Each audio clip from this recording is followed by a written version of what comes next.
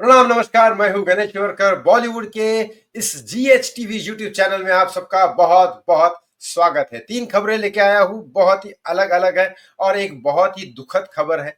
जिन actor को मैं सिखा चुका हूं, जो मेरे क्लोज है, ऋतिक रोशन और गोविंदा, उनके बारे में बहुत बुरी खबर है। बहुत बुरी खबर है। बहुत बुरी खबर है। और दूसरी 2 लोगों के बारे में है, अक्षय कुमार, जया बच्चन और सलमान खान और कुणाल कामरा। आपको मालूम है आज की डेट में हाईलाइट चल रहे हैं।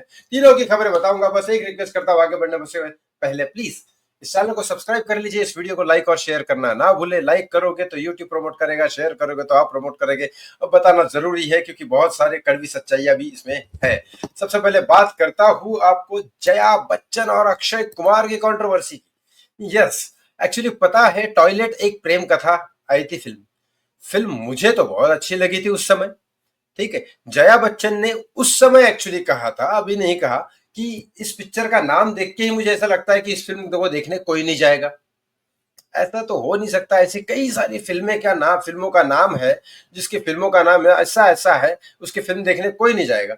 लेकिन टॉयलेट एक प्रेम कथा, ये सुन के जया बच्चन जी ने अपना मुंह खोल दिया। जैसे हर बार वो खोलती है, थाली में छेद है, ये है वो है। अब तो संसद में भी बोलती रहती है कुछ ना कुछ। लेकिन ये वीडियो वायरल हुआ अभी। अब अक्षय कुमार को पूछा गया इस बारे में, तो लास्ट में अक्षय कुमार ने इस बारे में बात करी। अक्षय कुमार ने सीधा सीधा गाली गलौज वाली बातें की, क्योंकि जया बच्चन ने शुरू किया। जया बच्चन ने बोला कि ऐसी घटिया फिल्म का नाम अगर होगा, ऐसा घटिया नाम होगा, तो मुझे लगता है पिक्चर देखने कोई जाएगा। हालांकि पिक्चर सुपर डुपर हिट हुई, ब्लॉकबस्टर हुई, और खुद मोदी जी ने इसकी तारीफ की, क्योंकि मोदी जी ने जो कैंपेन चलाया था कि घर घर टॉयलेट हो, उस रिलेटेड था। और सही भी है, और स्टोरी भी सही थी, और एक्टिंग भी अच्छी की थी भूमि पेडनेकर ने और अक्षय कुमार ने भी। और फिल्म का स्क्रिप्ट भी अच्छी थी। इस बारे में अक्षय कुमार ने अब ये कहा, क्योंकि पिक्चर तो हिट हो चुकी है, काफी टाइम हो चुका है। अब अक्षय कुमार ने कहा कि कोई बेवकूफ ही होगा जो ऐसी पिक्चर को बोलेगा कि पिक्चर नहीं चलेगी और वाहियात सा टाइटल है। ऐसा कोई बेवकूफ ही होगा, उसको थोड़ी सी अकल आनी चाहिए। तो कोई बेवकूफ ही होगा। यहां तक बात कर ले, अमिताभ बच्चन की बीवी के बारे में बात कर रहे थे अक्षय कुमार, क्योंकि चिढ़ गए यहाँ पे। और चिढ़ना जायज भी है अक्षय कुमार का, क्योंकि वो उनको मुंह उठा के बोलने की कोई जरूरत नहीं थी इस बारे में, फिर भी बोला। और ये वीडियो अभी वायरल हुआ, तो अक्षय कुमार को भी अभी बात नहीं करनी चाहिए थी, उसी समय करनी चाहिए थी। लेकिन ठीक है, अक्षय कुमार ने अभी बात कर ली, क्योंकि अक्षय कुमार ने ये कहा कि पैडमैन करके पिक्चर है, वो भी औरतों की प्रॉब्लम्स के ऊपर है, तो क्या वो भी नहीं बनानी चाहिए थी? एयरलिफ्ट देश के ऊपर के, इसके ऊपर प्रॉब्लम पे है। मेरी बहुत सारी ऐसी फिल्में देश के ऊपर है और ऐसे टाइटल्स है, तो क्या वो सही नहीं है? यहाँ अक्षय कुमार तो सही लगते हैं मुझे। बाकी आपकी क्या राय है, कमेंट बॉक्स में जरूर बताइए। सलमान खान की भोरी भारी बेइज्जती कर ली कुणाल कामरा। आपको पता है Kunal Kamra stand up comedian है, और आज की डेट में एकनाथ शिंदे के बारे में उन्होंने कुछ कविताएं लिखी, और इसके बारे में उनके ऊपर केस भी हुआ, और वो अलग अलग तरीके से ये चल रहे हैं, और बहुत सारे मैटर चल रहे हैं। लेकिन उनको फिर अब बिग बॉस एक ऐसा सीजन है, बिग बॉस एक ऐसा सीरियल है, एपिसोड है, देखा जाए तो बिग बॉस में जाके किसी का भला नहीं हुआ। किसी का भला नहीं हुआ। अब तक का पूरा रिकॉर्ड आप देखोगे बिग बॉस का, तो बिग बॉस में जाके कोई स्टार नहीं बना है। बस वो 2-3 महीने थोड़ा बहुत उछल कूद होती है उसकी, और बाद में वो गायब हो जाते हैं। क्योंकि बिग बॉस में जो बुलाए जाते हैं वो झगड़ालू लोग बुलाए जाते हैं, जिनका दिमाग सही नहीं है, जो फ्रस्ट्रेटेड है, ऐसे लोगों को बुलाया जाता है, जो कॉन्ट्रोवर्शियल लोग है। और उन लोगों को बुला के आपस में झगड़े करवाते, अपने भी माँ बहन कराते वो लोग, और दूसरों को भी करवाते। फिर वो उनको देख के बिग बॉस में ऐसे आदमी को कौन काम देगा, इसलिए इंडस्ट्री में उनको काम ही नहीं मिलता फिर बाद में। वरना आप उठा के देख लो, बिग बॉस का ऐसा कौन सा आदमी है जो पहले स्टार नहीं था, बिग बॉस में आके जिसका नाम हुआ और बाद में उसने काम किया। पहले जो स्टार था वो तो राखी सावंत भी थी। पहले स्टार थी वो राखी सावंत, इसमें आई और बाद में भी काम कर रही थी। जैसे डॉली बिंद्रा पहले भी काम कर चुकी थी, लेकिन बिग बॉस में आने के बाद उसको काम नहीं मिल रहा। तो ऐसे कई सारे लोग हैं, और जो नए लोग आते हैं उनको तो वैसे भी नहीं मिलता। तो कुणाल कामरा को बिग बॉस की तरफ से ऑफर गया कि आप बिग बॉस में आइए और बिग बॉस में काम करिए। तो कुणाल कामरा ने सलमान की भारी बेइज्जती कर ली। पहले तो मुझे वाहियात शो में काम करना ही नहीं बोले, और इस ऐसे वाहियात शो का जिस तरह का जो एंकर है, उसे नाम तो नहीं लिया, लेकिन एंकर तो सलमान ही है।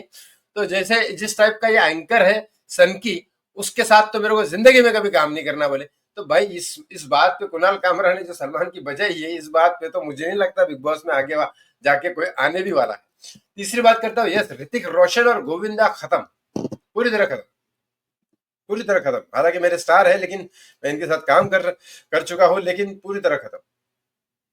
मैं इसलिए नहीं बोल रहा हूँ कि सुशांत सिंह राजपूत के हत्या के बाद मैंने स्टैंड लिया तो इन दोनों ने भी मुझे काम नहीं दिया। लेकिन ऋतिक रोशन का फैन क्लब बहुत बड़ा है। ऋतिक रोशन को भी ये समझ में नहीं आया अब तक कि ऋतिक रोशन इसलिए है क्योंकि उसके फैन है। यूएस में ऋतिक रोशन गया मिलने के लिए लोगों को। अब ऋतिक रोशन गया मिलने के लिए तो लोग थोड़ा सा बोलेंगे कि हाँ ठीक है, एक इंसान ऋतिक रोशन का बहुत बड़ा फैन था तो लोग बोलेंगे थोड़ा डांस करो, ये करो, वो करो, या फोटोज निकालो। अब सारे लोगों के साथ पर्सनली फोटो निकालना लाखों लोग है, समझ में आता है। लेकिन फ्रंट की सीट इतनी महंगी थी, 1,20,000 की फ्रंट की सीट थी इंडियन करेंसी के हिसाब से, वह यूएस डॉलर में। उसको लगा कि शायद सामने वालों को लोग मिला देंगे, ऋतिक रोशन के साथ फोटो एक हो जाएगी। बस इतनी इच्छा थी बेचारे फैन की। और ये इच्छा तो जायज है, जब 1,20,000 खर्चा कर रहा है, वो सामने की सीट पे आके बैठा है, ऋतिक रोशन के साथ एक फोटो खींचना चाहता है, 2 सेकंड का काम है। वो गया, जैसा स्टेज का वो सारी बातें हो गई, ऋतिक रोशन ने कोई डांस नहीं किया, 2-3 स्टेप किया, वो जो बातें करते करते करना ही पड़ता है स्टार को। अब ऋतिक रोशन डांस की वजह से हिट है तो थोड़े दोस्तों स्टेप करना ही पड़ता है। वो भी ऋतिक रोशन करता नहीं है, वैसे देखा है तो बहुत बार मना करता है, लेकिन ठीक है, करना पड़ता है तो कर लिया उसने। लेकिन वहां पे ये फैन गया कि सर मुझे आपके साथ एक फोटो खींचना है, मैं आपका बहुत बड़ा फैन। तो ऋतिक रोशन ने उसको मना कर दिया। अब यहाँ पे बताइए, मना कर दिया वैसा, पूरा पूरा मना कर दिया। जो बेचारा 1,20,000 का टिकट खरीद के गया, वो यूएस में वेट कर रहा था कि कब ऋतिक रोशन आएंगे, और ऋतिक रोशन आया और उसको मना कर दिया। एक किस्सा इसमें नहीं है, लेकिन मैं आपको बता देता हूँ।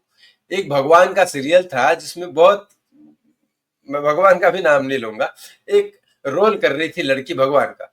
अब वो शूट जैसा खत्म होता है, वो शूट चलते चलते एक पूरा का पूरा परिवार, बच्चे हैं, लड़की है, उसकी माँ है, बाप है, छोटे छोटे बच्चे बच्चे हैं, और ये सब लोग पूरी शूटिंग देख रहे हैं। और उस जैसे शूटिंग खत्म होने वाला है, उस लेडीज के पैर छूने वाले थे। जैसे वो लेडीज आई, वो एकदम जैसा कैमरा बंद, वो लेडी का आवाज बदल गया, ए इधर आ रे, इधर सिगरेट का मेरा, और सिगरेट फूक रही हो। भाई साहब, वो परिवार ऐसा टर्न हो गया और वापस चला गया उसको बिना मिले। हर एपिसोड वो देखते थे, रिपीट टेलीकास्ट भी देखते थे। बताओ, उसका ये बिहेवियर देख के ही चले गए। तो अगर आप ऑन कैमरा जिन जिन स्टार को देखते हो ना कि वो ऐसे है, तो रियल में वो ऐसे नहीं है। रियल में वो आप जैसे भी नहीं है, आपसे भी गए गुजरे हैं, बता रहा हूँ आपको। उसके बाद बात करता हूँ गोविंदा जी की। गोविंदा जी वाकई में बहुत मुसीबत में फंसे पड़े हैं बेचारे। एक तरफ सुनीता जी खुद जाके अलग अलग इंटरव्यूज देती है, मैंने कभी पहले ऐसी बात नहीं की, लेकिन कर रहा हूँ। रिश्ते बहुत अच्छे हैं, परिवार बहुत अच्छा है, सब कुछ अच्छा है। लेकिन एक तरफ सुनीता जी दूसरे के वहां इंटरव्यू देने जाती है और अलग अलग चीजें बोलती है गोविंदा जी के बारे में।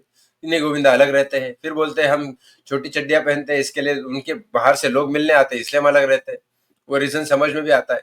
फिर बच्चे बच्चे हम सब रात को पार्टी करते हैं, गोविंदा को अच्छा नहीं लगता है। देखा जाए तो गोविंदा जी भगवान को मारने वाले, शराब वराब से दूर ज्यादा करके, बहुत ही बिल्कुल ही ना के बराबर, इन सब चीजों से, गलत चीजों से अलग रहने वाले ये है। क्योंकि उनकी माँ के संस्कार गोविंदा जी के ऊपर इतने छाप करके पड़े हो चुके हैं उनके दिमाग में कि वो बिल्कुल ही गलत चीजों से दूर रहते।